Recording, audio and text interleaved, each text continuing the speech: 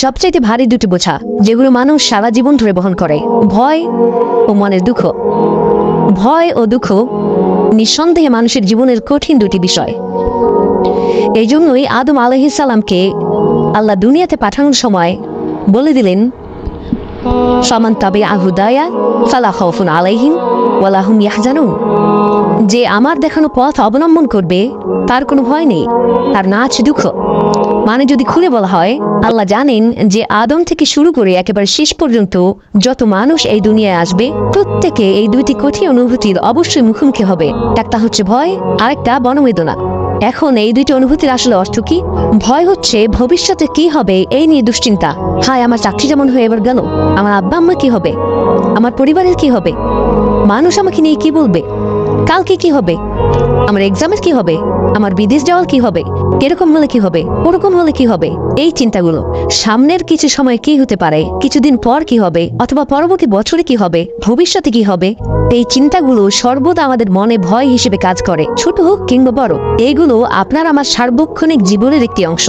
আপনি সর্বদা আশঙ্কায় থাকেন হয়তো অফিসে যেতে দেরি হয়ে যাবে, ভয় থাকেন হয়তো কোনো কাজ করতে হতো কিন্তু ভুলে গেছেন। এই ভয়গুলো আমাদের নিত্যদিনের সঙ্গী। এখন মনে করুন কিছু বিষয় নিয়ে ভয়ে আছেন।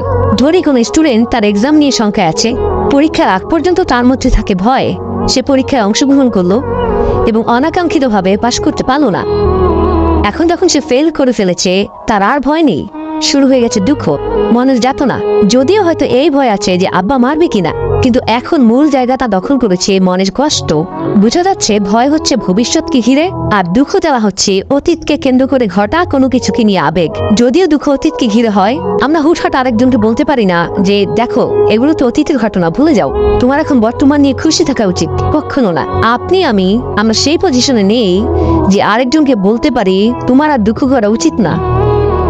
আমাদের নবী সাল্লাল্লাহু আলাইহি সাল্লাম সারা জীবন ধরে প্রথম স্ত্রী খাদিজার জন্য দুঃখের অনুভূতি ধারণ করেছেন। মনে কষ্ট থাকার অর্থ এই না যে কারো ইমানের দুর্বলতা আছে। রাসূলুল্লাহর সবচেয়ে মজবুত ইমান ছিল এবং তিনি দুঃখ নিয়েই জীবন চলেছেন। ইয়াকুব আলাইহিস সালাম তার ছেলে ইউসুফ আলাইহিস সালামকে হারালেন। এটা অনেক লম্বা সময় ধরে তীব্র শোকে ভুগতে হয়েছে, এতটাই যে কাঁদতে কাঁদতে ওনার চোখ সাদা হয়ে গিয়েছিল। অবিয়াদ্দাত আইনাহু, এর মানে এই না যে ওনার আল্লাহতে বিশ্বাস দুর্বল ছিল। আমার এই কথাগুলো শুধু শুনলে হবে না, বুঝতে হবে, মানতে হবে। সবাই ভালো থাকবেন, নিজের যত্ন নেবেন, আর আমি পবজি যেন সবসময় ভালো থাকি সেই দোয়াটাই করবেন। আল্লাহ হাফেজ। আর স্বামী, তুমিও নিজের জীবন নিয়ে, নিজের ভবিষ্যৎ নিয়ে খুব বেশি দুশ্চিন্তা করো না। আল্লাহ যখন সহায় হবে তখন সবকিছু ঠিক হয়ে যাবে ইনশাআল্লাহ।